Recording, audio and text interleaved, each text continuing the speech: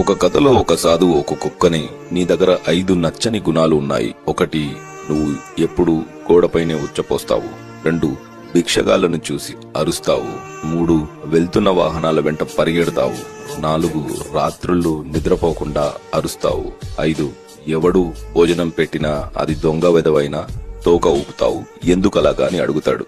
దానికి కుక్క, నేను గోడ మీద లేక ఎవరూ తిరగని చోటులో ఎందుకు ఉచ్చపోస్తాను అంటే, భోజనం భూమి పైన పెడతారు కాబట్టి ఆ ప్రదేశాన్ని శుభ్రంగా ఉంచాలని. భిక్షగాళ్లను చూసి ఎందుకు అరుస్తానంటే, కష్టపడి పని చేయకుండా ఎదటి వారిని ఎందుకు యాచిస్తున్నారని కోపంతో అరుస్తాను. వెళ్తున్న వాహనాల వెనకాల ఎందుకు పరిగెడతానంటే, అతి వేగంగా వెళ్లడం వల్ల ప్రమాదమే కాని ఎలాంటి ఉపయోగం ఉండదని చెప్పడానికి. రాత్రుళ్ళు ఎందుకు అరుస్తానంటే, నిశ్శబ్దంగా నిర్మానుషమైన ఈ చీకటిలో నేను మీకు తోడుగా ఉన్నాను, మీరు